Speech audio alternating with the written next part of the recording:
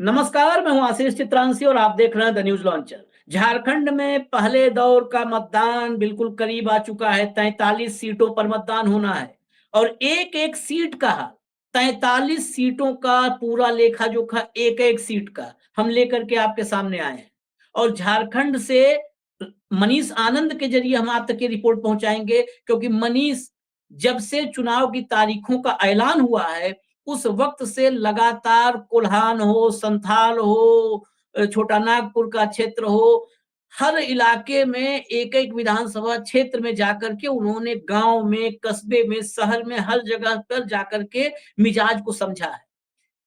मनीष, झारखंड के सियासी समीकरण कहाँ किसके आने से किसको नुकसान, किसको फायदा, मतलब जो सबसे बेहतर लोग समझने वाले हैं उनमें से है मनीष। मनीष को जोड़िए कंट्रोल रूम, एक एक सीट का हिसाब किताब शुरू करें फटाफट अंदाज में, क्योंकि 43 सीटें हैं और आपको 43 सीटों का हम पूरा तस्वीर आपके सामने रखेंगे कि कौन भारी है, कौन हल्का पड़ रहा है, कौन जीत रहा है, कौन हार रहा है, कौन अपर हैंड पर है। सबसे पहले शुरू करते हैं हम कोडरमा से।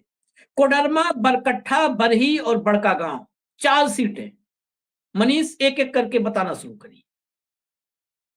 देखिए आशीष, आपने अपने कार्यक्रम की शुरुआत ही ऐसे सीट से की है जो सीट बता रहा है कि ये चुनाव कहाँ जा रही है और किधर ये चुनाव जा रहा है। और कोडरमा की सीट इसलिए महत्वपूर्ण है क्योंकि यहाँ से जो रघुवर सरकार में मंत्री थी नीरा यादव, वो चुनाव लड़ रही हैं और लालू यादव के सबसे करीबी माने जाने वाले सुभाष यादव, जिनको ईडी ने गिरफ्तार कर लिया था जमानत पर, वो जेल से छूट के आए और लालू यादव ने जो है वो सुभाष यादव के लिए रविवार को कार्यक्रम किया। पहली बार लालू यादव झारखंड के चुनाव मैदान में कूदे और सुभाष यादव के लिए उन्होंने चुनाव प्रचार किया।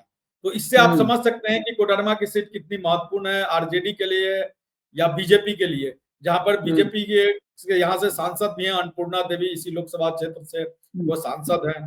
तो ये महत्वपूर्ण है और इसलिए सुभाष यादव के लिए लालू यादव भी हैं और बीजेपी ने भी अपने तौर पे पूरी ताकत झोंकी है, क्योंकि जो हमारे पास जानकारी है उस जानकारी के हिसाब से बीजेपी उम्मीदवार यहाँ तीसरे नंबर पर नजर आ रहे हैं। तो तीसरे नंबर पर नजर क्यों आ रहे हैं, ये गौर करने की बात है। जो अभी सिटिंग विधायक है नीरा यादव, उनकी मुश्किलें बढ़ा रही हैं। जो वहां से एक और महिला उम्मीदवार है शालिनी गुप्ता, जो निर्दलीय उम्मीदवार के रूप में वहां से चुनाव मैदान में है। 2019 में भी उन्होंने चुनाव लड़ा था, उस समय वो आजसू पार्टी के उम्मीदवार के तौर पर थी। आजसू पार्टी चूंकि इस बार गठबंधन में है तो ये सीट बीजेपी को चली गई है। तो नीरा यादव के खिलाफ शालिनी गुप्ता ने ताल ठोक दी है। शालिनी गुप्ता पिछले 5 साल चुनाव हारने के बावजूद भी क्षेत्र में बनी हुई और लगातार प्रचार कर रही हैं, वो लोगों के संपर्क में रही है। तो उन्होंने यहाँ पर त्रिकोणीय लड़ाई को त्रिकोणीय बनाने की पूरी कोशिश की है। और जो लालू यादव के आने के बाद लालू यादव के कार्यक्रम के बाद, चूंकि सुभाष यादव को लेकर इस तरह के मैसेज कन्वे किया जा रहा था कि ये बाहरी उम्मीदवार है, क्योंकि ये बिहार के रहने वाले हैं, कोडरमा में आए। पिछली बार भी 2019 में वो कोडरमा में से चुनाव लड़ना चाहते थे, लेकिन तकनीकी वजहों से चूंकि वो झारखंड के वोटर नहीं थे, इसलिए वजह से वो कोडरमा से चुनाव नहीं लड़ सके। और पिछली बार 2019 में नीरा यादव बहुत कम वोटों के अंतर से उस सीट पर जीती थी। तो सुभाष यादव को लेकर इस तरह के नेगेटिव थे। नीरा यादव को लेकर, वो 2 बार से सिटिंग विधायक है, तो उनको लेकर अपने तौर पे नाराजगी थी। तो यहाँ शालिनी गुप्ता ने एक अच्छा स्कोप बनाया है। तो यहाँ जो मुकाबला मुझे अभी नजर आ रहा है वो त्रिकोणीय मुकाबला नजर आ रहा है। उसमें सुभाष यादव, चूंकि लालू यादव के आने के बाद यहाँ सीट में एक बार फिर से आरजेडी आ गई है, या तो मुकाबला शालिनी गुप्ता और सुभाष यादव आरजेडी उम्मीदवार के रूप में रही है। बरकट्ठा जो दूसरी भी बहुत महत्वपूर्ण सीट है, क्योंकि जो मुकाबला यहाँ दिख रहा है कोडरमा में, उसी तरीके का मुकाबला बरकट्ठा में भी दिख रहा है, जो इसी संसदीय क्षेत्र, कोडरमा संसदीय क्षेत्र में भी है और कोडरमा जिले में भी है। तो बरकट्ठा में क्या स्थिति है? बरकट्ठा में जो है वो जानकी यादव जेएमएम के उम्मीदवार हैं, बीजेपी से जो कह सकते हैं कि जो विधायक थे, अभी निर्दलीय विधायक के रूप में आए थे अमित यादव, वही बीजेपी से उम्मीदवार हैं। और तीसरे उम्मीदवार बटेश्वर प्रसाद मेहता, जो निर्दलीय उम्मीदवार है, जो एक तरह से कह सके कि बीजेपी के बागी उम्मीदवार हैं। तो उन्होंने यहाँ पर बीजेपी की मुश्किलें बढ़ा दी हैं। तो यहाँ पर भी बीजेपी के उम्मीदवार पिछड़ते नजर आ रहे हैं। यहाँ पर जो आज की तारीख में क्योंकि अभी वोटिंग होने में समय है और उसमें कई उतार चढ़ाव हो सकते हैं आने वाले समय में। हम ये नहीं कर रहे हैं कि जो आज स्थिति दिख रही है, हो सकता है कि वोटिंग के समय वो स्थिति बदले। स्थितियां बदलती हैं और चुनाव के आखिरी 24-48 घंटे में बहुत ज्यादा परिस्थितियां बदलती हैं। वो हर जगह हर चुनाव में होता है। तो यहाँ पर बटेश्वर प्रसाद मेहता जो निर्दलीय उम्मीदवार हैं और जानकी यादव जो जेएमएम के उम्मीदवार हैं, उनके बीच मुकाबला नजर आ रहा है। और आपको याद दिला दें कि पिछले चुनाव में भी 2019 के चुनाव में भी यहाँ पर बीजेपी उम्मीदवार की हार थी और नंबर 3 पे वो रहे थे। तो ये बीजेपी के लिए एक तरीके से तो उतनी कंफर्टेबल सीट 2019 में नहीं थे, वहां निर्दलीय उम्मीदवार जीते थे जो आज की तारीख में वो बीजेपी के उम्मीदवार के रूप में है। बरही और तीसरी सीट आपने बरही की कही, तो बरही में भी त्रिकोणीय मुकाबला बनाने की कोशिश हुई, लेकिन यहाँ बरही बना नहीं, क्योंकि यहाँ पर कांग्रेस ने जिस विधायक का टिकट काटा, उमाशंकर अकेला, वो समाजवादी पार्टी के उम्मीदवार के रूप में यहाँ खड़े हैं, लेकिन वो बहुत ज्यादा प्रभाव छोड़ते हुए नजर नहीं आ रहे हैं। यहाँ पर जो कांग्रेस के उम्मीदवार हैं तिलेश्वर साहू, जो बड़े नाम है उस क्षेत्र में, उनके बेटे को कांग्रेस ने वहां से उम्मीदवार बनाया है, उनके बीच और बीजेपी के उम्मीदवार के बीच, इन दोनों के बीच में जो है वो यहाँ पर कांटे का मुकाबला जो है वो देखने के लिए मिल रहा है। तो बरही की बात कर रहा था, उसमें शायद मैंने नाम मनोज यादव बोला या क्या, उसको मैं बरही में माफ करिएगा, बरही में मनोज यादव जो बीजेपी के उम्मीदवार हैं और अरुण साहू जो तिलेश्वर साहू के बेटे हैं कांग्रेस के उम्मीदवार, इन दोनों के बीच में कांटे का मुकाबला अभी नजर आ रहा है। तो किधर रुक जाएगा, कांग्रेस को हम यहाँ कम नहीं आंक सकते हैं, क्योंकि तिलेश्वर साहू उस क्षेत्र के बहुत बड़े चेहरे हैं और ये जो इलाका है बड़कागांव, हजारीबाग और बरही, इस क्षेत्र में उनका बहुत ज्यादा प्रभाव रहा है। तेली समाज से आते हैं तो उस एरिया में उनका बहुत ज्यादा पकड़ है। जो बड़कागांव की सीट है, जो जहां से अंबा प्रसाद विधायक हैं, तो आपको ध्यान होगा कि लोकसभा चुनाव के दौरान भी ये बातें अंबा प्रसाद को लेकर आई थी कि उस समाज के लोग, जो बनिया समाज है, उस समाज से किसी को अगर उम्मीदवार बनाते हैं तो उसका क्या फर्क पड़ सकता है। तो आप यहाँ पर जो है वो कांग्रेस ने जो है एक ओबीसी को उम्मीदवार बनाया, तो उसके उम्मीदवार बनाने से, हालांकि इससे पहले भी जो थे उमाशंकर अकेला वो भी ओबीसी थे, लेकिन जो तिलेश्वर साहू को के बेटे को टिकट दिया है तो उन्होंने वो मुकाबला दे रहे हैं। तो उन दोनों के बीच में अभी भी कांटे का मुकाबला फंसा हुआ है। बड़कागांव अंबा प्रसाद की है और अंबा प्रसाद और उनके परिवार का इस सीट पर लंबे अरसे से कब्जा रहा है। योगेंद्र साहू इस सीट से जीतते रहे सरकार में, उसके बाद उनकी पत्नी निर्मला देवी चुनाव जीती, फिर अंबा प्रसाद 2019 में चुनाव जीत कर आई। अंबा प्रसाद के यहाँ ईडी का रेड भी हुआ, लेकिन यहाँ बीजेपी ने जिसको उम्मीदवार बनाया है वो जो सीपी चौधरी हैं, गिरिडीह से सांसद, उनके भाई को यहाँ से टिकट, रोशन लाल चौधरी को भी जो बीजेपी ने टिकट दिया है, और टिकट मिलने से 1 घंटे पहले ही वो बीजेपी में शामिल हुए, तो उसका असर दिख रहा है। और यहाँ एक तरह की धारणा ये चल रही है कि अगर इस सीट से आसू जीत जाएगी तो, या जीत जाती है तो इस सीट पर आसू का कब्जा हो जाएगा। तो ये गठबंधन में इस तरह की दिक्कतें बीजेपी और आसू के साथ हुई हैं। जब जो सीट बदला है उसमें ये अंदर खाने बातें हो रही है कि अगर इस सीट से बीजेपी जीत जाए तो आसू का हमेशा के लिए कब्जा हट जाएगा, या आसू जीत जाए तो हमेशा के लिए, तो इस तरह की बातें वहां चल रही है। तो यहाँ पर अंबा प्रसाद आज जो है, कल्पना सोरेन और हेमंत सोरेन ने भी पिछले 2 दिनों में अंबा प्रसाद के लिए रैलियां की। तो मुझे यहाँ पर कहने में गुरेज नहीं है कि एक तरफा मुकाबला जैसा ही स्थिति है, अंबा प्रसाद यहाँ एक बार फिर से मजबूत स्थिति में दिख रही है। हजारीबाग की सीट आशीष बहुत महत्वपूर्ण है।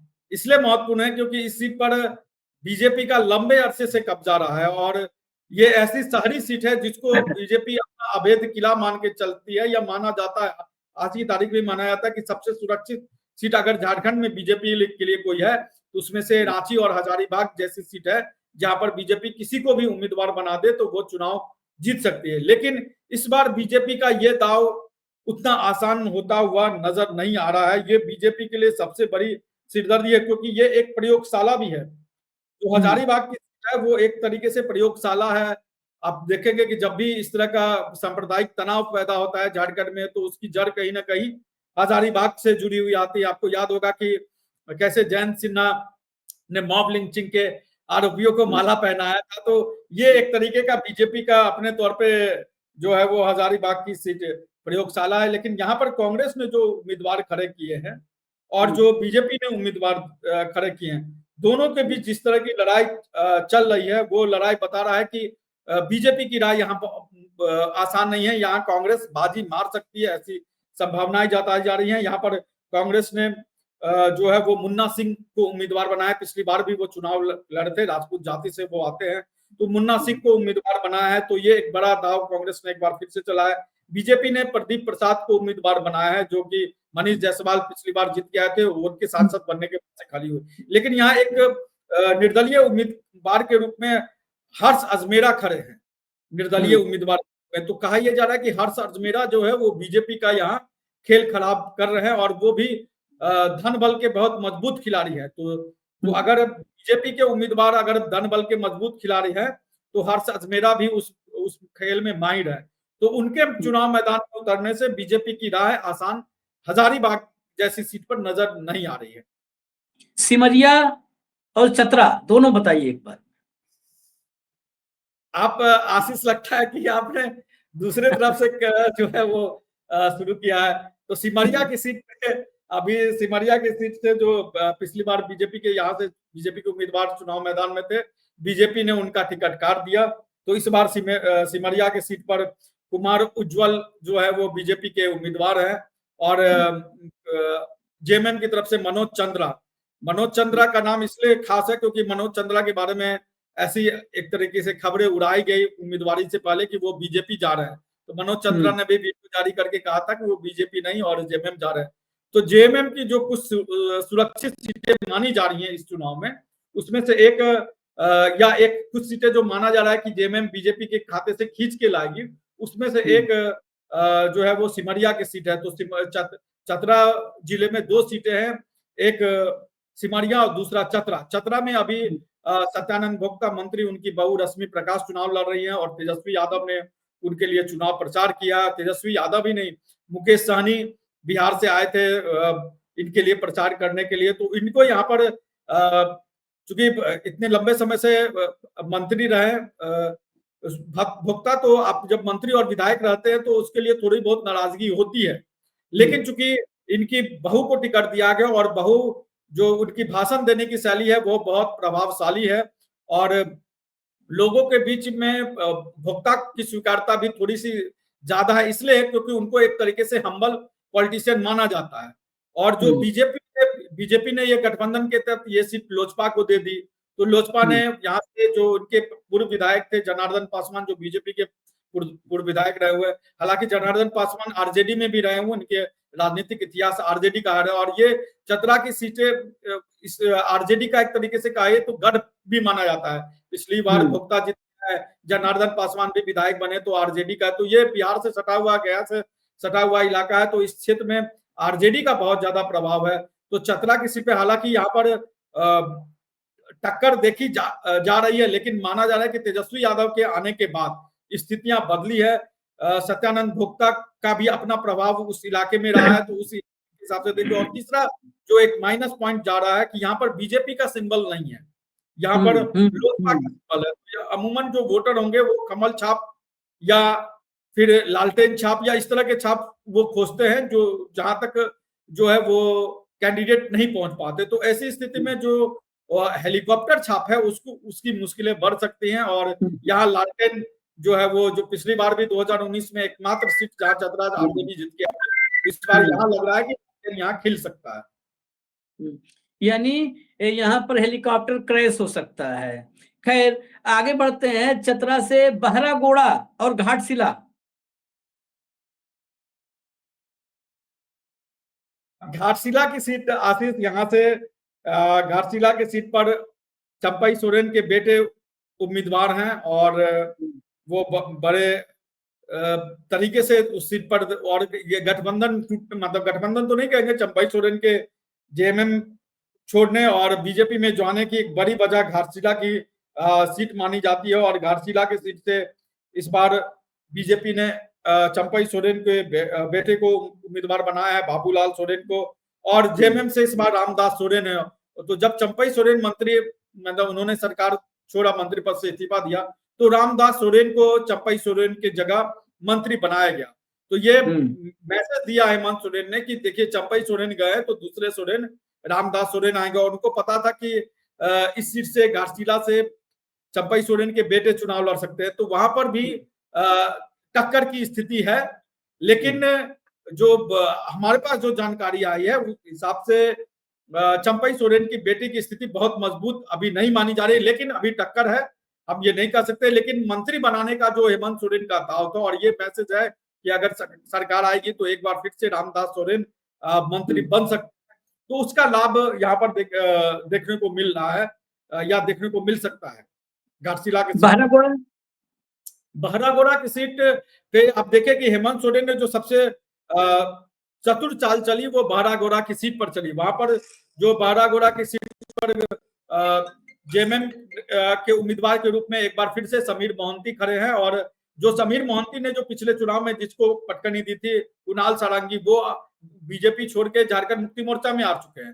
तो ये एक बड़ा दाव हेमंत सोरेन ने चला था। यहाँ पर बीजेपी ने दिनेशानंद गोस्वामी जो पूर्व प्रदेश अध्यक्ष रह चुके हैं, कहे तो अर्जुन मुंडा के करीबी नेता में से माने जाते रहे हैं, तो दिनेशानंद गोस्वामी को वहां से उम्मीदवार बनाया है। लेकिन उनका प्रभाव, हालांकि समीर मोहंती को लेकर कुछ नाराजगियां थी, लेकिन कुणाल सारंगी के जुड़ जाने की वजह के बाद तो इस इलाके में जेएमएम जो है वो मजबूत एक बार फिर से होती हुई दिख रही है, या दिख रही है। और दिनेश गोस्वामी का उस तरीके का प्रभाव उस इलाके में नहीं दिख रहा है। तो यहाँ पर बीजेपी की स्थिति अभी फिलहाल उतनी मजबूत बहरागोड़ा में नहीं दिखाई दे रही। उसमें जो हेमंत सोरेन ने जो कुणाल सारंगी का फैक्टर चला, वो ये कुणाल सारंगी वाला बिल्कुल एग्जैक्ट वो है। ये हमने भी जो और बातचीत की, क्योंकि कुणाल सारंगी ने जो त्याग वाला भाव दिखाया, वो समीर मोहंती को टिकट मिला और उन्होंने अपने एक्स हैंडल पर लगा करके स्वागत किया और कहा हम मिलके जीतेंगे, टिकट नहीं महत्वपूर्ण है। ये भाव बड़ा वहां पर बहरागोड़ा में चुनाव में मजबूत हो गया है। पोटका और जुगसलाई, देखिए पोटका की सीट पे अर्जुन मुंडा की पत्नी मीरा मुंडा चुनाव लड़ रही हैं, और ये अर्जुन मुंडा के राजनीतिक भविष्य तय करेगी। लेकिन जो हमारे पास रिपोर्ट्स है, और पोटका का हमने दौरा भी किया था, वहां पर चूंकि उस विधानसभा क्षेत्र से मीरा मुंडा आती नहीं है। उस विधानसभा क्षेत्र में मेनका सरदार बीजेपी की विधायक हुआ करती थी, उनका टिकट काट के मीरा मुंडा को दिया गया। आपको याद होगा कि जो पहला इस्तीफा दिया था वो मेनका सरदार ने दिया, बाद में हेमंता विश्व शर्मा ने उनको जाके मान मनोबल हुई और मेनका सरदार ने अपना इस्तीफा वापस ले लिया। लेकिन चूंकि जो वहां पर मेनका सरदार हो या संजीव सरदार हो, उनके समुदाय का उस क्षेत्र में, उस विधानसभा क्षेत्र में अच्छा खासा प्रभाव है। तो ये एक मैसेज वहां पर गया है कि अगर हम थोड़ी सी जातीय एंगल से उसको देखें तो ये मैसेज गया है कि कोई सरदार ही इस क्षेत्र का प्रतिनिधित्व करे, चाहे वो मेनका सरदार हो या संजीव सरदार हो, इस तरह का वो करे। दूसरी बात की मीरा मुंडा को लेकर ये बातें हैं कि वो बाहरी है, वो इस विधानसभा क्षेत्र से बाहर से आती है, तो ये एक माइनस पॉइंट जा रहा है। हालांकि आप देखेंगे कि वहां अमित शाह ने भी कार्यक्रम किया, चंपई सोरेन भी वहां कार्यक्रम कर रहे हैं, लेकिन उसका बहुत ज्यादा अमित शाह के कार्यक्रम का भी उस जगह बहुत अच्छा प्रभाव देखने को अभी नहीं मिल रहा है। और उस सीट पर कोई करिश्मा मीरा मुंडा कर पाएंगी इसकी उम्मीद कम है। और ये एक तरीके से समझिए तो अर्जुन मुंडा के लिए अच्छा राजनीतिक संकेत नहीं है। उनके राजनीति एक तरीके से हाशिए पे और जा सकती है, हाशिए पे तो वो है ही, और हाशिए पे जा सकते, क्योंकि अर्जुन मुंडा अमित शाह की गुड बुक में कभी रहे नहीं।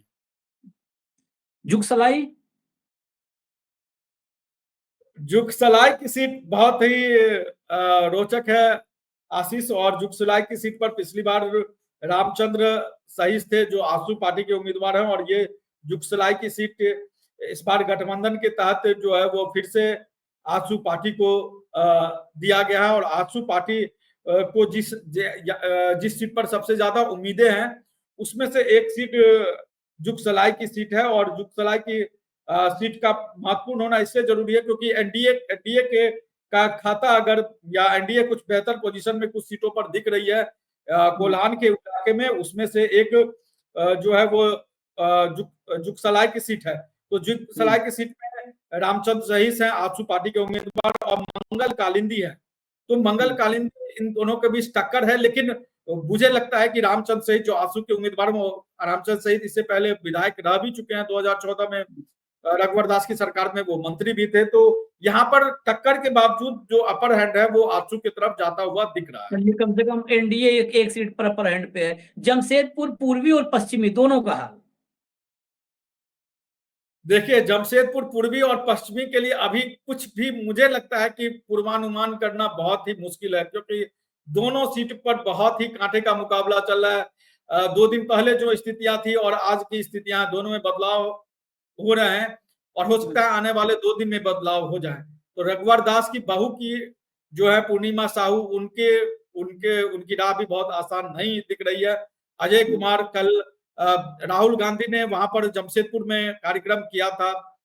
जमशेदपुर में उन्होंने रैली को संबोधित की, उसमें बन्ना गुप्ता कांग्रेस पार्टी के उम्मीदवार पश्चिमी के और अजय राय दोनों मौजूद थे, और राहुल गांधी के कार्यक्रम के बाद उस क्षेत्र में प्रभाव पड़ा है। और जमशेदपुर पूर्वी और पश्चिमी दोनों सीट पर, पश्चिमी सीट पर बन्ना गुप्ता और सरयू राय दोनों के बीच, जो जेडीयू के उम्मीदवार के रूप में सरयू राय खड़े हैं, दोनों के बीच कांटे का मुकाबला नजर में आ रहा है। और इधर पूर्वी सीट पर रघुवर दास की बहू पूर्णिमा साहू और अजय राय के बीच कांटे का मुकाबला समझ आ रहा है। किसी को हम कम नहीं आंक सकते, क्योंकि एक तरफ आप देखिए तो रघुवर दास की विरासत है, और दूसरी तरफ अजय राय है, जो जमशेदपुर के कभी एसपी रह चुके हैं, जमशेदपुर के सांसद भी रह चुके, तो एक सुपर कॉप की उनकी छवि रही है उस इलाके में।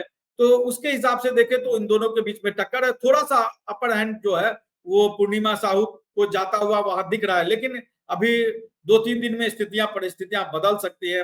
सरयू राय को लेकर और बन्ना गुप्ता के बीच भी बहुत ही कांटे का मुकाबला है। आशीष, 2 दिन पहले ऐसा लग रहा था कि बन्ना गुप्ता वहां पर अपर हैंड में है, लेकिन अब लड़ाई बराबरी पे जाके चली गई है, क्योंकि दोनों ही, आप देखिए कि दोनों ही इलाके में राहुल गांधी हो, अमित शाह हो, और प्रधानमंत्री का कार्यक्रम हुआ है, तो इसका लोगों पर प्रभाव पड़ता है। लेकिन असली बात यह है कि बीजेपी अपने वोटरों को किस तरीके से, चूंकि ये शहरी इलाका है, तो बीजेपी अपने वोटरों को, कितने वोटरों को बूथ पर खींच के ले जाएगी, ले जाने में कामयाब होगी, ये तय करेंगे जमशेदपुर पूर्वी और पश्चिमी सीट पर किसके जीत होगी। तो मैं यहाँ पर अभी लगभग बराबर का मुकाबला मान के चल रहा हूँ। ईचागढ़, सरायकेला और चाईबासा। ईचागढ़ की सीट भी आशीष, ईचागढ़ की सीट महत्वपूर्ण इसलिए है क्योंकि ईचागढ़ की सीट पर एक, ये भी आजसू के पार्टी के ही खाते में है, जो गठबंधन के तहत ये सीट, ईचागढ़ की सीट आजसू को दिया गया। लेकिन ईचागढ़ की सीट पर जो मलखान सिंह थे, जो बीजेपी के नेता थे, बीजेपी ने कुछ 6 महीने पहले ही उनको बीजेपी में शामिल कराया था, और मलखान सिंह का टिकट एक तरीके से काट के गठबंधन के तहत वहां पर आजसू को, जो हरेलाल महतो हैं आजसू के, उनको उम्मीदवार बनाया। जेएमएम की तरफ से सविता महतो, जो यहाँ की विधायक है, वो एक बार फिर से उम्मीदवार है। तो मलखान सिंह पिछले चुनाव में भी निर्दलीय उम्मीदवार के रूप में खड़े हुए थे।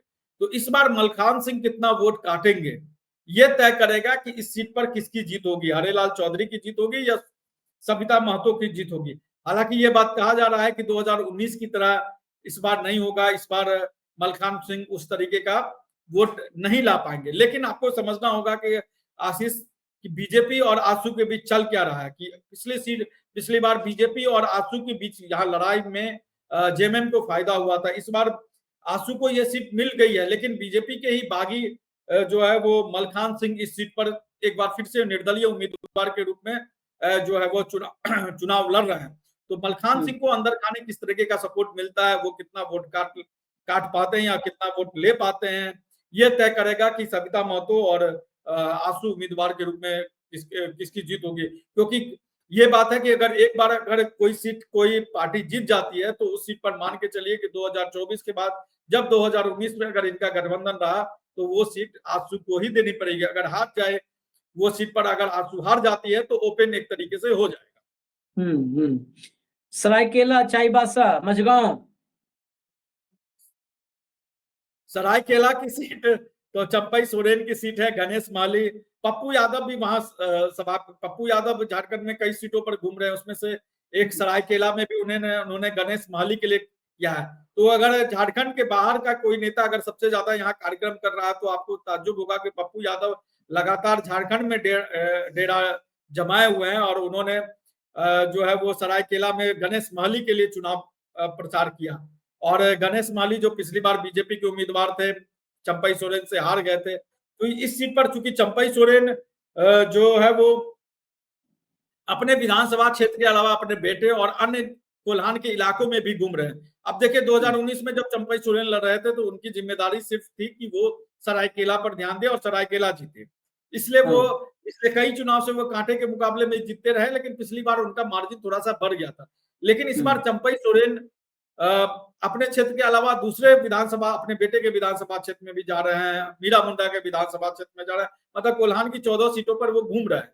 उसका प्रभाव उनके चुनाव प्रचार पर पड़ा है। लेकिन एक और प्रभाव जो पड़ा है, जो मुझे महसूस हुआ, कि चंपई सोरेन का जो राजनीतिक कद बढ़ा और वोटरों से उनकी दूरी बढ़ी, तो ये एक बड़ा मुझे कारण समझ में आया। हो सकता है कि चूंकि हम एक सीमित दायरे में घूम सकते, पूरे विधानसभा क्षेत्र को तो कोई घूम नहीं सकता है, लेकिन मैं जिस पॉकेट में गया, जिस इलाके में गया, वहां लगा कि चंपई सोरेन का जो राजनीतिक कद बढ़ा और उनके वोटरों से दूरी बढ़ी, उसका खामियाजा दूसरी बात जो गणेश महली उस क्षेत्र में लगातार जो है वो प्रभावी रहे हैं।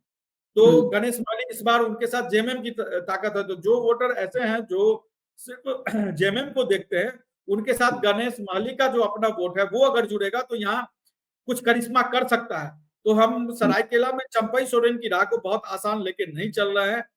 वहां पर मुझे बाहरी तौर पे कई लोग ऐसे कह रहे हैं कि चंपई सोरेन आसानी से जीत रहे हैं या जीत जाएंगे, लेकिन चंपई सोरेन का इतिहास ही देखना पड़ेगा कि चंपई सोरेन कभी भी बड़े मार्जिन से चुनाव जीतते नहीं गए। तो इस सीट को भी मैं मान के चल रहा हूँ कि यहाँ पर कांटे की लड़ाई अभी है। चाईबासा, मझगांव, जगन्नाथपुर।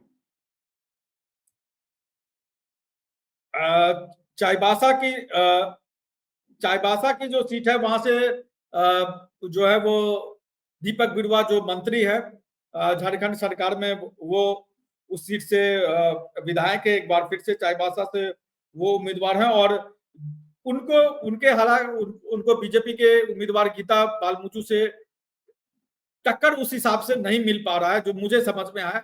चाईबासा की एक ऐसी सीट मुझे लग रही है जो कि बहुत आसानी से जेएमएम एक बार फिर से, और दीपक बिरुवा का अगर आप देखेंगे तो चंपई सोरेन के बाद कोल्हान के इलाके में दीपक बिरुवा का अच्छा खासा वहां प्रभाव देखा गया, इसलिए चंपई सोरेन जब मुख्यमंत्री बने तो दीपक बिरुवा उनके कैबिनेट में आए जोबा मांझी की जगह।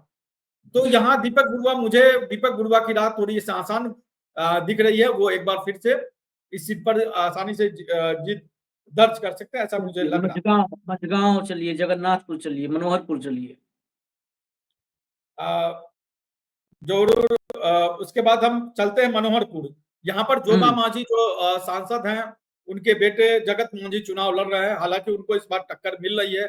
ये बातें वहां अंदर खाने चल रही है कि जो है वो जोबा मांझी या उनके परिवार का ही इस सीट पर कब्जा रहेगा क्या। तो ये होता है कि कोई भी अगर जैसे आप जमशेदपुर पूर्वी में जाइए तो ये होगा कि क्या रघुवर दास और उनके परिवार का ही कब्जा रहेगा। तो अंदर खाने हर पॉलिटिकल पार्टी में इस तरह की बातें चलती है, लेकिन जगत मांझी उस क्षेत्र में जोबा मांझी के विधायक पिछली बार जब वो बनी थी उस समय से ही लगातार वो मेहनत कर रहे थे, और जब जोबा मांझी लोकसभा का चुनाव लड़ी और जीत गए हैं, उस समय से एक तरीके का है तो पूरी तौर पे एक्टिव नजर है। एक बात ये भी खबरें उड़ी थी एक समय की हेमंत सोरेन 2 सीट से चुनाव लड़ेंगे, तो एक जो सीट होगी वो जोबा मांझी की सीट जो है वो हो सकती है, मनोहर से वो चुनाव लड़ सकते हैं। तो वो एक झारखंड मुक्ति मोर्चा का गढ़ है। वहां पर आजसू ने दिनेश चंद्र पिगुआ को टिकट दिया, जो आजसू के पार्टी के पास ही ये सीट गई है। तो मुझे लगता है कि इन दोनों के बीच अभी टक्कर है, लेकिन अंततः मुझे लगता है कि झारखंड मुक्ति मोर्चा वहां पर, क्योंकि वहां पर झारखंड मुक्ति मोर्चा का वो गढ़ है, तो वहां पर जोबा मांझी के बेटे वहां पर जो है वो जीत सकते हैं। जगन्नाथपुर, मझगांव, चक्रधरपुर की बात आशीष हम कर लेते हैं। ठीक है। हाँ, चक्रधरपुर में सुखराम उरांव है, बीजेपी की तरफ से शशि भूषण समढ़ है, और निर्दलीय उम्मीदवार के रूप में दशरथ गगड़ई है। दशरथ गगड़ई के भाई हैं वहां निर्दलीय उम्मीदवार के रूप में, और त्रिकोणीय बनाने की ये कोशिश है। तो ये सीट मुझे लगता है कि जेएमएम झारखंड मुक्ति मोर्चा की गलती की वजह से ये सीट बीजेपी के खाते में जाती हुई दिख रही है। और एक सीट जो मुझे बीजेपी के सबसे सुरक्षित सीट दिख रही है, जहां बीजेपी आसानी से जीतते हुए अभी नजर आ रही है, वो चक्रधरपुर की सीट है सुखराम उरांव की। हालांकि टक्कर अभी है, हम ये नहीं कह सकते हैं कि पूरी तौर पे सुखराम उरांव चुनाव हार गए और शशि भूषण समट वहां से चुनाव जीत गए, लेकिन वहां जो दशरथ गगड़े के बेटे हैं, भाई है विजय गगड़े, उन्होंने चुनाव मैदान में उतर के इस मुकाबले को त्रिकोणीय बनाया है। और दशरथ गगड़े के भाई कितने वोट ला पाएंगे, वो तय करेगा कि इस सीट पर किसकी जीत और किसकी हार होगी। तो ये चलिए आगे देखें तो बीजेपी जीता है। खरसावां तमाड़। जी हाँ, खरसावा की सीट की भी हम आशीष बात कर लेते हैं। खरसावा की सीट भी गठबंधन के तहत का है, तो एक तरीके कहा जाए तो ये अर्जुन मुंडा की परंपरागत सीट रही है खरसावा की सीट। और अर्जुन मुंडा 2014 में इसी सीट से चुनाव हार गया था, उनकी राजनीति एक तरीके से खत्म हो गई थी। तो जो दशरथ गगड़े के भाई वहां खेल खराब कर रहे थे, यहाँ पर दशरथ गगड़े ही जेएमएम के खरसावा में विधायक हैं, उम्मीदवार भी हैं। उनको सोनाराम बोदरा, उनसे अच्छी टक्कर मिल रही है। सोनाराम बोदरा चंपई सोरेन के बहुत करीबी नेता हैं। तो चंपई सोरेन ने अपने बेटे के अलावा जिस एक अन्य उम्मीदवार को टिकट दिलवाया था, वो सोनाराम बोदरा को टिकट दिलवाया था। तो इनके बीच में टक्कर है, लेकिन दशरथ गगड़े चूंकि उस क्षेत्र में उन्होंने, आप समझिए कि उन्होंने अर्जुन मुंडा को चुनाव हराया था और पिछली बार भी वो चुनाव जीत के रहा है। तो दशरथ गगड़े इस एक बार फिर से मुझे लगता है कि वो टक्कर के बावजूद भी वो जीत सकते हैं।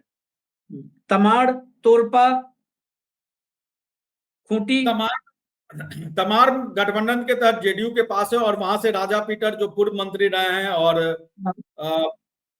जेल में रह के आए हैं हत्या के मामले में, तो उनको राजा पीटर एक बार फिर से जेडीयू के उम्मीदवार के रूप में है। जेएमएम से विकास मुंडा जो अभी वहां के विधायक है, वो वहां से उम्मीदवार है। लेकिन यहाँ पर जो विकास मुंडा जेएमएम के उम्मीदवार है, उनके भाई विकास मुंडा को झापा यानी कि झारखंड पार्टी जो एनोद सिक्का की पार्टी है, उन्होंने राजकुमार मुंडा को उम्मीदवार बनाया है, विकास मुंडा के भाई को। तो यहाँ पर ये कोशिश की गई, क्योंकि यहाँ पर झारखंड पार्टी के बारे में कहा यह जा रहा है कि वो बीजेपी की बी टीम के रूप में काम कर रही है, जहां पर प्रभाव क्षेत्र है। तो उसका कुछ असर आपको तमाड़ में देखने को मिल रहा है। लेकिन अभी भी वहां पर चूंकि राजा पीटर उस सीट से पहले भी विधायक रह चुके हैं, विकास मुंडा एक बार फिर से उम्मीदवार हैं, कल्पना सोरेन, हेमंत सोरेन ने विशेष तौर पर उस इलाके पर विशेष ध्यान दिया है। तो मुझे इस इलाके में टक्कर की स्थिति दिख रही है। लेकिन मान के ये जाया जा रहा है कि इस सीट पर हो सकता है कि विकास मुंडा एक बार फिर से झारखंड मुक्ति मोर्चा के उम्मीदवार जो है चुनाव जीत जाए। राजा पीटर हो सकता है कि चुनाव, तो राजा पीटर को जो हमारे जो दर्शक सुन रहे हैं, वो राजा पीटर के बारे में एक और चीज जान ले कि राजा पीटर ने शिबू सोरेन को चुनाव में मुख्यमंत्री रहते हुए हराया था। तो राजा पीटर के राजनीतिक कद को भी आप कम नहीं आ सकते। शिबू सोरेन तत्कालीन मुख्यमंत्री थे और वो तमाड़ की सीट पर राजा पीटर ने उनको हराया था, और उसके बाद से उस सीट पर हारने की वजह से शिबू सोरेन को मुख्यमंत्री पद छोड़ना पड़ा था। तो राजा पीटर की राजनीतिक हैसियत एक या राजनीतिक परिचय एक ये भी है। तोरपा खूंटी। तोरपा की सीट, तोरपा हालांकि यहाँ पर कोचे मुंडा जो बीजेपी के विधायक है, अभी उम्मीदवार भी हैं, उनके बीच और जेएमएम के सुदीप गुड़िया के बीच टक्कर मानी जा रही है। लेकिन तोरपा की सीट माना जा रहा है कि ऐसा कि खूंटी जिले में 2 सीट है, एक खूंटी और एक तोरपा। तो तोरपा की सीट पे माना जा रहा है कि यहाँ पर झारखंड मुक्ति मोर्चा बीजेपी के हाथ से वो सीट छीन सकती है, इसकी संभावनाएं दिखती हुई नजर आ रही है। खूंटी सीट का भी इसके साथ ही हम जिक्र कर लेते हैं, क्योंकि एक ही जिले की सीट है खूंटी और तोरपा। खूंटी सीट पर नीलकंठ मुंडा पिछले 5 बार से विधायक है, और नीलकंठ मुंडा का परिचय हम एक और परिचय बता दें कि नीलकंठ मुंडा जो कांग्रेस के खूंटी के सांसद हैं, कालीचरण मुंडा उनके भाई हैं, वो बीजेपी के उम्मीदवार के रूप में है। तो कालीचरण मुंडा का अर्जुन मुंडा और से एक तरह से कहे तो 36 का आंकड़ा रहा, और अर्जुन मुंडा के लोकसभा चुनाव हारने के पीछे एक बड़ी वजह जो है वो नीलकंठ मुंडा को माना गया, जो बीजेपी के उम्मीदवार हैं। हालांकि अर्जुन मुंडा के लाख चाहने के बावजूद भी उस सीट पर नीलकंठ मुंडा को बीजेपी ड्रॉप नहीं कर पाई और नीलकंठ मुंडा एक बार फिर से उम्मीदवार है वहां पर जेएमएम ने जो अपने उम्मीदवार खड़े किए थे आशीष, उस उम्मीदवार को अगले ही दिन झारखंड मुक्ति मोर्चा ने बदल दिया। उस सीट पर, क्योंकि उस सीट पर जो जेएमएम ने उम्मीदवार खड़े किए थे, उन्होंने किसी दूसरे गैर आदिवासी से शादी की थी, तो ये मामला बहुत ज्यादा वहां पर उछाला जा रहा था खूंटी की। तो वहां पर झारखंड मुक्ति मोर्चा ने अपने उम्मीदवार बदल दिए और नए उम्मीदवार को दिया। तो नए उम्मीदवार के पास उस तरीके का समय भी नहीं रहा कि वो अपने चुनाव प्रचार कर सके और इस तरीके का कर सके, और ना उनका उस तरीके का उस इलाके में प्रभाव क्षेत्र। नीलकंठ मुंडा और कालीचरण मुंडा कांग्रेस के सांसद है, नीलकंठ मुंडा बीजेपी के विधायक है, तो उनका इस इलाके में बहुत ज्यादा प्रभाव क्षेत्र है, अभी भी है। तो मुझे लग रहा है कि नीलकंठ मुंडा इस सीट से छठे बार जो है वो विधानसभा जाने की स्थिति में है, और ये चुनाव अगर जीतते हैं तो आप ये मान के चलिए कि ये एक बड़े आदिवासी चेहरे के रूप में सामने आ सकते हैं। ये मझगांव और जगन्नाथपुर सीट बची थी दो ऊपर, अगर उसका डिटेल हो तो दीजिए। जी, मझगांव में नीरल पूर्ति है, जेएमएम के उम्मीदवार है एक बार फिर से, और बीजेपी ने इस बार पूर्व मंत्री बड़कुंवर गगरई को उम्मीदवार बनाया है। तो यहाँ पर कांटे का मुकाबला आशीष नजर आ रहा है। 2 दिन पहले नीरल पूर्ति की उतनी अच्छी स्थिति जो हमने पता किया था वो नहीं था, लेकिन नीरल पूर्ति ने उसको एक तरह से कहे कि अपनी मजबूती एक तरीके से 2 दिन में एक बार फिर से वो रेस में आ गए हैं, और माना जा रहा है कि उस इलाके में खास तौर पे कल्पना सोरेन और हेमंत सोरेन ने विशेष तौर पे संथाल के इलाके में, कोल्हान के इलाके पे ध्यान दिया, तो उसका प्रभाव पड़ा है। और नीरल पूर्ति अभी अपर हैंड नीरल पूर्ति की तरफ जाता हुआ जो है वो मुझे मझगांव के इलाके में दिखा है। पहले तगड़े दिख रहे थे, लेकिन अब नीरल पूर्ति वहां पर अच्छे पोजीशन में दिख रहे हैं। जगन्नाथपुर में सोनाराम सिंकू हैं, कांग्रेस पार्टी के उम्मीदवार हैं वो, और बीजेपी की तरफ से गीता कोरा है, मधु कोरा की पत्नी। तो यहाँ कांटे की टक्कर अभी भी बनी हुई है, और ये कहना बहुत आसान नहीं लग रहा है कि यहाँ से जो है वो गीता कोरा चुनाव हार जाएंगी या गीता कोरा चुनाव जीत जाएंगी, क्योंकि ये इस सीट पर आप देख लीजिए कि इस सीट पर मधु कोरा और उनके परिवार का एक तरह से के कब्जा रहा है और उनकी परिस्थिति रही है। लेकिन गीता कोरा के लिए अच्छी बात यह है कि जो एक इनके पूर्व प्रतिद्वंदी थे, उन्होंने बीजेपी का दामन थाम लिया है, तो उसकी वजह से जो है वहां पर गीता कोरा मजबूत पिछले 2 दिनों में बहुत मजबूत स्थिति में आए। हो सकता है कि चुनाव जाते जाते उनकी स्थिति और मजबूत हो जाए, तो वो सीट में मान के चला, हो सकता है कांटे का मुकाबला है, लेकिन वो सीट पर हो सकता है कि बीजेपी वहां कमल खिलाते गीता कोरा। अब फटाफट चलते हैं, अब इलाका बदलते हैं, रांची, हटिया, कांके और मांडर। रांची की सीट आशीष जैसे हजारीबाग की सीट बीजेपी के लिए हम कहेंगे कि गले की हड्डी ही है, तो रांची की सीट भी गले की हड्डी बीजेपी के लिए बनी हुई है। प्रधानमंत्री, आप समझिए कि प्रधानमंत्री ने रोड शो किया, तो प्रधानमंत्री के रोड शो से जो सीपी सिंह के खिलाफ जो माहौल था बीजेपी उम्मीदवार के खिलाफ, और यहाँ पर सीपी सिंह को लेकर कहा भी जा रहा था कि उनको ड्रॉप किया जाएगा, लेकिन उनको ड्रॉप नहीं किया गया, तो उनको उम्मीदवार बना दिया गया। झारखंड मुक्ति मोर्चा ने राज्यसभा सांसद महुआ माझी को उम्मीदवार बनाया। पिछली बार भी बहुत कम अंतर से महुआ माझी इस सीट पर चुनाव हारी थी, और इस बार बहुत मजबूत दावेदारी वहां पर महुआ माझी की मानी जा रही है, और बहुत मजबूत स्थिति में प्रधानमंत्री के रोड शो के बाद उसमें कितनी तब्दीली आई है, बीजेपी के वोटर उसके बाद कितने खुलकर आएंगे, ये अभी कहना मुश्किल है। लेकिन मुझे बीजेपी से ज्यादा यहाँ सीपी सिंह के खिलाफ जो माहौल है उसका असर ज्यादा दिख रहा है। तो यहाँ पर माना जा रहा है कि जेएमएम झारखंड मुक्ति मोर्चा इस सीट पर कब्जा कर सकती है। हटिया, कांके, मांडर। हटिया, कांके और मांडर, खासतौर पे हटिया का अगर हम बात करें तो यहाँ पर कांटे का मुकाबला है। नवीन जायसवाल बीजेपी के उम्मीदवार है और अजय नाथ सहदेव कांग्रेस के उम्मीदवार है। अजय नाथ सहदेव के बारे में ये बात कही गई थी कि उनको हटिया से बीजेपी उम्मीदवार बना सकती है, लेकिन ऐसा हुआ नहीं। नवीन जायसवाल को रांची शिफ्ट करने की बात थी, वो भी नहीं हुआ। नवीन जायसवाल हटिया के उम्मीदवार के रूप में है और अजय नाथ सहदेव कांग्रेस के उम्मीदवार के रूप में। तो यहाँ पर बहुत जबरदस्त आशीष कांटे का मुकाबला है। प्रधानमंत्री के रोड शो के बाद उसमें कितनी तब्दीली आएगी ये अभी कहना मुश्किल है, लेकिन इस बार अजय नाथ सहदेव को हटिया में बहुत हल्के में आंका नहीं जा रहा है। उनकी मजबूत दावेदारी मानी जा रही है और मैं जमशेदपुर पूर्वी पश्चिमी की तरह यहाँ भी कहूंगा कि यहाँ हटिया की सीट पर कांटे का मुकाबला है। ठीक उसी तरीके से मांडर की सीट है।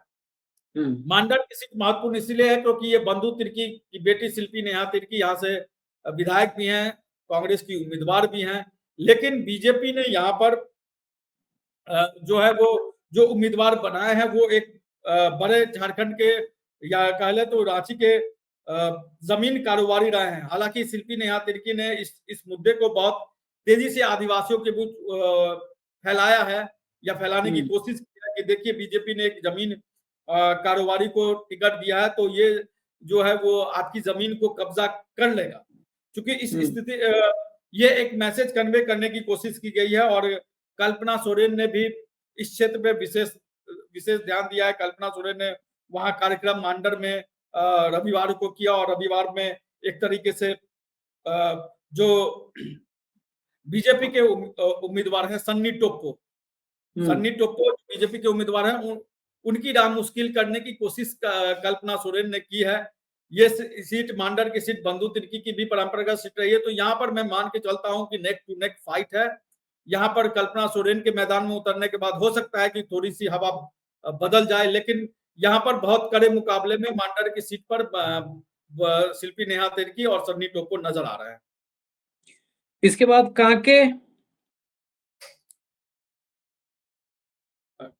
कांके की सीट जो है वो आशीष, मुझे लग रहा है कि कांके सीट थोड़ी सी बीजेपी उस सीट पर अपर हैंड में मुझे वो उस सीट पर नजर आ रही है, क्योंकि शहरी इलाके का सीट भी है। तो यहाँ पर कांके में उस तरीके का मुकाबला शायद जो है वो गठबंधन के घटक दल है वो देने की स्थिति में नजर नहीं आ रहे हैं। तो ये सीट कांके की जो सीट है वो मुझे लग रहा है कि इस सीट पर एक बार फिर से बीजेपी कब्जा कर लेगी। हालांकि कांके की सीट पर बीजेपी ने अपने तौर पर उम्मीदवार भी बदल दिए, तो उसका फायदा, क्योंकि अब कह रहे हैं कि उम्मीदवारों को लेकर या जो विधायक है, स्थानीय विधायक जो सिटिंग विधायक है, उनको लेकर नाराजगी कई बीजेपी के अंदर भी उनको लेकर नाराजगी रही है, कांग्रेस के अंदर भी है। झारखंड जो सिटिंग विधायक है उन्होंने जो काम नहीं किया है उसका खामियाजा उनके पार्टी को होता हुआ नजर आया है।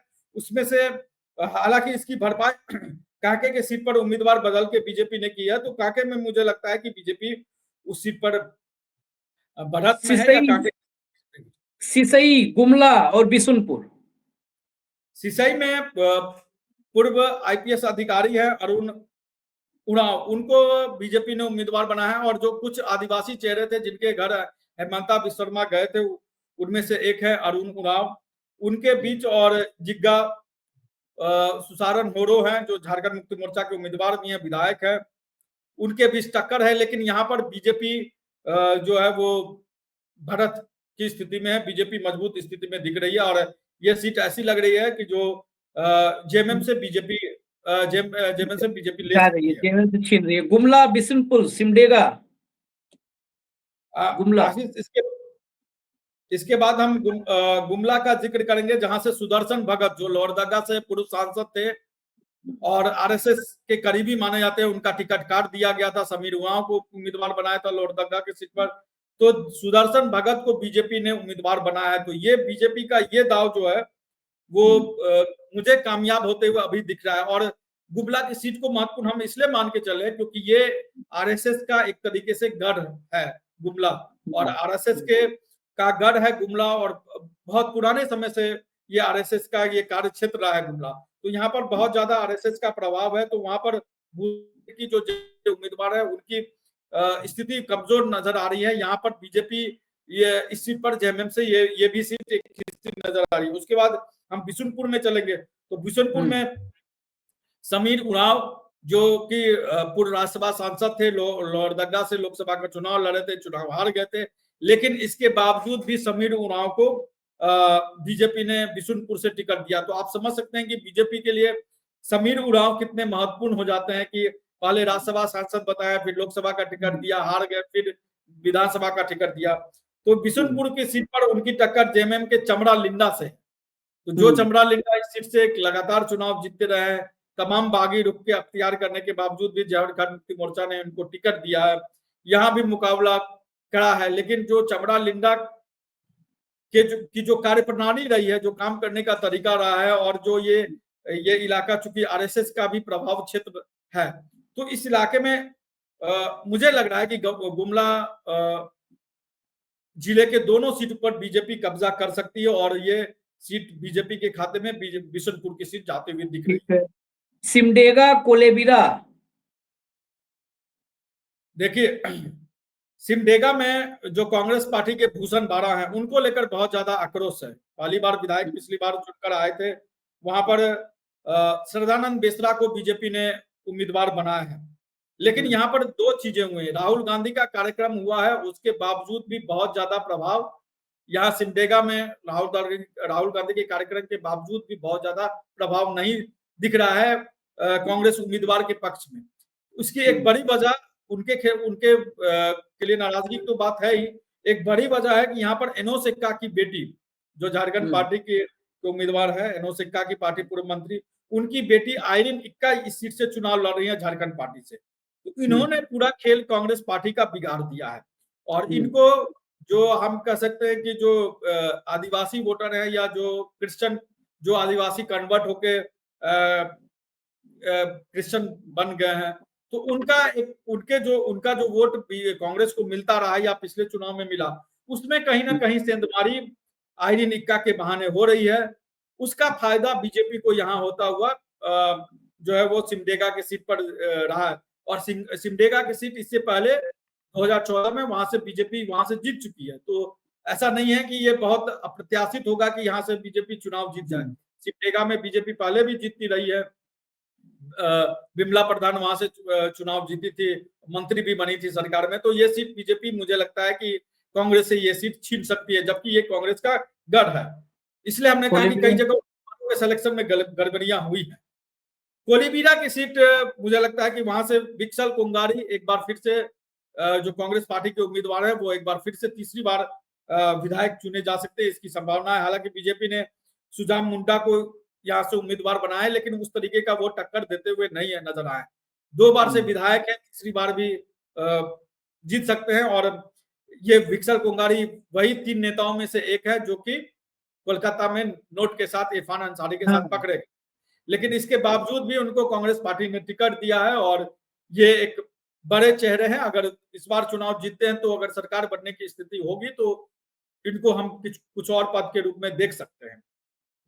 लोहरदगा मनिका,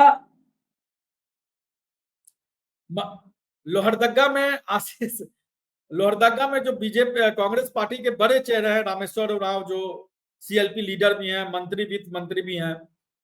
रामेश्वर उरांव की प्रणाली को लेकर बहुत ही ज्यादा नाराजगी है। और देखिए कि जब ये सीटें पिछली बार जब 2019 में गठबंधन टूटा था बीजेपी और आसू के बीच, उसकी एक बड़ी वजह लोहरदगा की सीट थी, क्योंकि लोहरदगा की सीट आसू भी चाह रही थी और बीजेपी भी चाह रही थी। सुखदेव भगत, माफ करिएगा, सुखदेव भगत जो अभी लोहरदगा के कांग्रेस के सांसद हैं, वो 2019 विधानसभा चुनाव से ठीक पहले वो बीजेपी में चले गए थे। सुखदेव भगत जो अभी कांग्रेस के सांसद हैं, तो सुखदेव भगत बीजेपी में चले गए तो बीजेपी ने उनको उम्मीदवार बनाया था। रघुवर दास से उनका कमिटमेंट था कि आपको उम्मीदवार बनाया जाएगा, तो उनको उम्मीदवार बीजेपी ने वहां बना दिया। वहां से कमल किशोर भगत जो आसू के बड़े चेहरे रहे हैं, उनकी पत्नी नीलू शांति भगत को आसू पार्टी ने उम्मीदवार बनाया। कमल किशोर भगत सुदेश महतो के पुराने साथी रहे हैं, तो उनको बना दिया। तो इन दोनों की लड़ाई में उसका फायदा रामेश्वर उरांव को हुआ। तो उस सीट पर रामेश्वर उरांव कांग्रेस के उम्मीदवार थे, उनकी जीत हो गई और सरकार में मंत्री भी बने। तो रामेश्वर उरांव की कार्यप्रणाली को लेकर मंत्री बनने के बावजूद भी, मतलब उनको लेकर के वो हुटर वाले मंत्री हैं, इस तरह के उनको क्षेत्र में कहा जाता है, मतलब हुटर से आते हैं और हुटर से चले आते हैं। तो कांग्रेस पार्टी को जहां कुछ सीटों पर उम्मीदवार बदलने चाहिए थे, मुझे लगता है कि उसमें से एक अपने सीएलपी लीडर का ही बदलना चाहिए था, और इनको कांग्रेस पार्टी ने एक बार फिर से उम्मीदवार बनाया। तो यहाँ नीलू शांति भगत को जो उम्मीदवार बनाया है, तो पहले ये लड़ाई उतनी आसान दिख नहीं रही थी, लग रहा था कि यहाँ कांग्रेस कर सकते, लेकिन आप देखिए कि यहाँ बहुत बड़ी उम्मीद आसू पार्टी को दिखी है। और सुदेश महतो इस इलाके में लगातार कैंप कर रहे हैं। सुदेश महतो चुनाव अन्य इलाकों में चुनाव प्रचार करके आते हैं और रात्रि विश्राम जो है वो लोहरदगा में करके लोहरदगा की लड़ाई जीतने के बीच लगे हुए हैं। तो लोहरदगा में कांटे की लड़ाई में सुदेश महतो और निडुल शांति भगत ने आसू पार्टी को ले आया है। तो यहाँ बहुत कांटे का मुकाबला मुझे नजर आ रहा है लोहरदगा के सीट पर। मनिका और लातेहार, फटाफट मनिका, लातेहार, पांकी, डाल्टनगंज। मनिका में बीजेपी के हरिकृष्ण सिंह है और कांग्रेस के रामचंद्र सिंह है, और निर्दलीय उम्मीदवार के रूप में मुनेश्वर उरांव है, जो कांग्रेस पूर्ण है, क्योंकि रामचंद्र सिंह भी एक ऐसे विधायक थे जिनका टिकट काटने की मांग हो रही थी कि कांग्रेस पार्टी इनको ड्रॉप करे, लेकिन कांग्रेस पार्टी ने इनको टिकट दिया। तो उनको टिकट देने और मुनेश्वर उरांव के चुनाव मैदान में उतरने का खामियाजा हो सकता है कि यहाँ पर कांग्रेस पार्टी को भुगतना पड़े और मनिका की सीट कांग्रेस पार्टी से छिन जाए और मनिका की सीट पर बीजेपी के हरिकृष्ण सिंह यहाँ पर जो है वो बढ़त बनाते हुए नजर आ रहे हैं। उसके बाद हम लातेहार की सीट की बात करेंगे। तो लातेहार की सीट में जेएमएम के बैद्यनाथ राम और बीजेपी के प्रकाश राम, ये दोनों फिर से एक दूसरे के आमने सामने हैं, और जेएलकेएम ने यहाँ पर श्रवण पासवान को उम्मीदवार बनाया है। तो ये एक फैक्टर के रूप में जो जेएलकेएम, जो जयराम महतो की पार्टी है, वो एक फैक्टर के रूप में यहाँ नजर आ रही है। लेकिन इसके बावजूद भी लातेहार की सीट पर पिछली बार भी बैद्यनाथ राम के बारे में ये बात कही जा रही थी कि वो हार जाएंगे, लेकिन वो जीत गए। तो इस बार जो बैद्यनाथ राम मंत्री है हेमंत सोरेन की सरकार में, तमाम अड़चनों के बीच माना जा रहा है कि वहां पर लातेहार की सीट जो है वो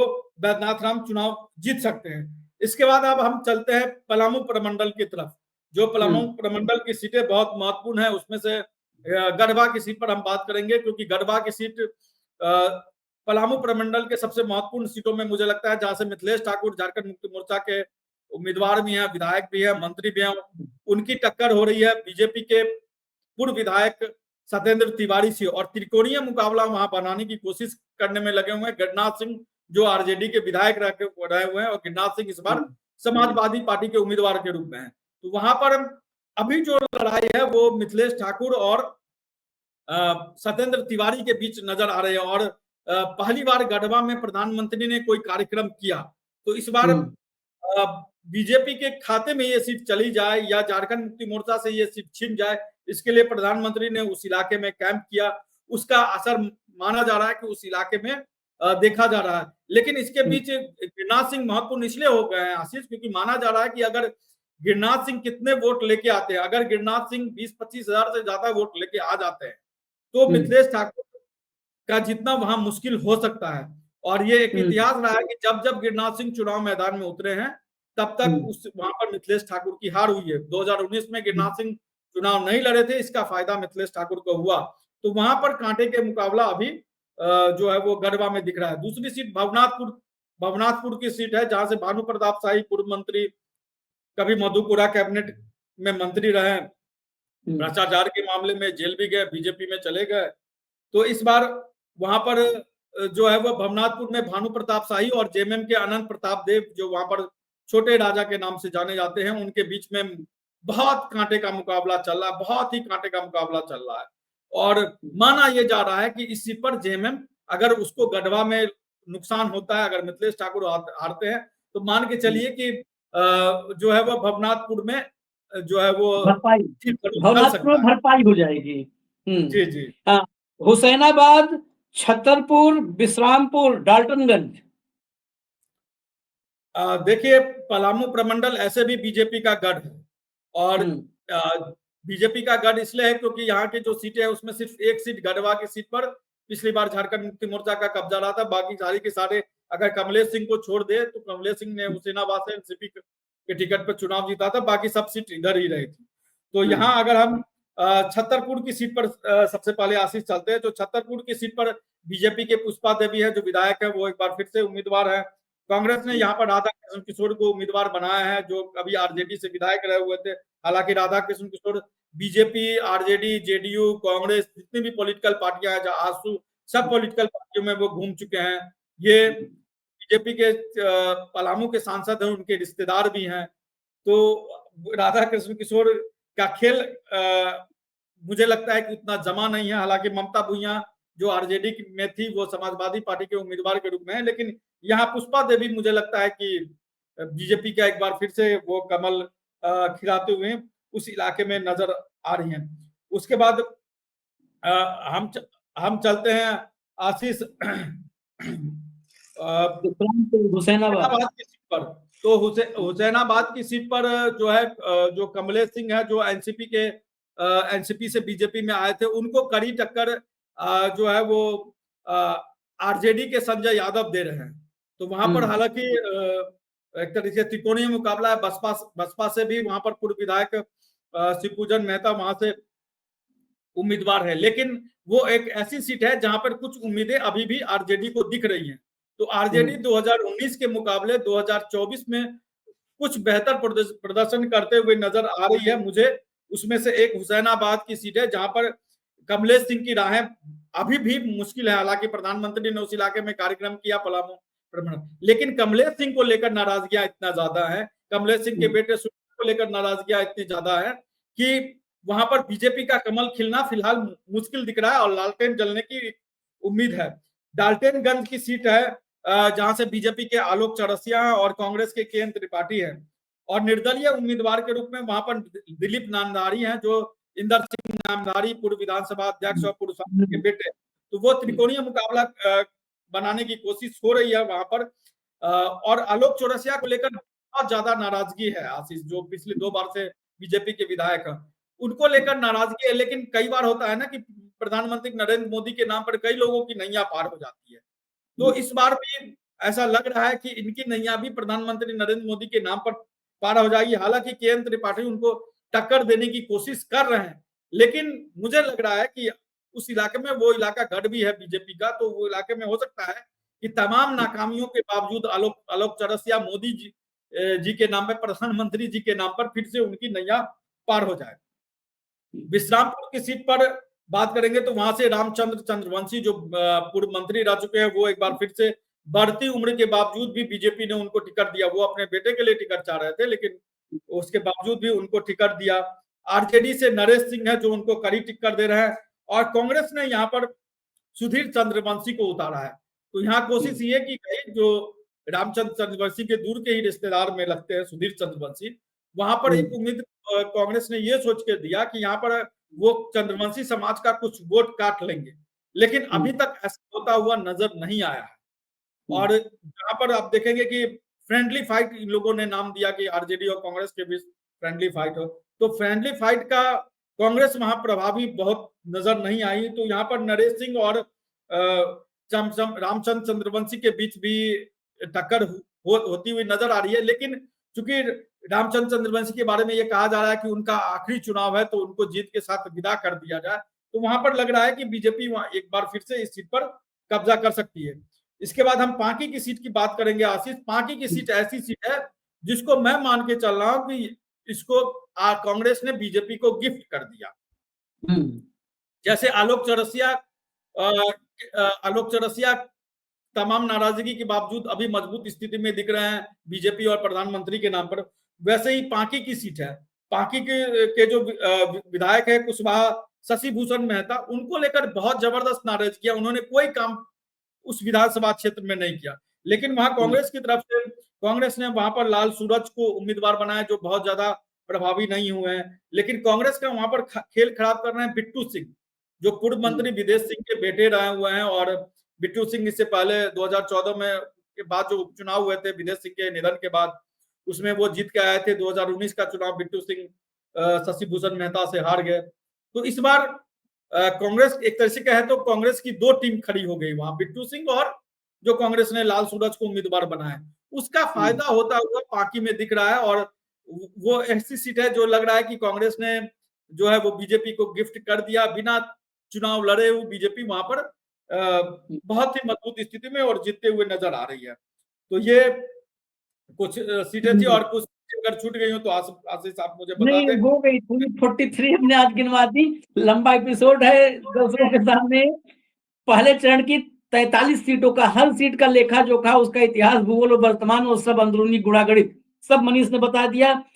मनीष बहुत बहुत धन्यवाद। सेकंड फेज की अब आपके ऊपर जिम्मेदारी अभी से हम डाल रहे हैं, दर्शकों की तरफ से भी। फर्स्ट फेज के आपने सभी सीटों का आपने ब्यौरा दिया, सेकंड फेज पर हम आएंगे इसके बाद। फिलहाल इजाजत दीजिए मनीष, धन्यवाद आपका बहुत बहुत। न्यूज लॉन्चर देखते रहिए, झारखंड चुनाव की हर अपडेट हम आप तक लाते रहेंगे और माध्यम मनीष बनते रहेंगे। नमस्कार।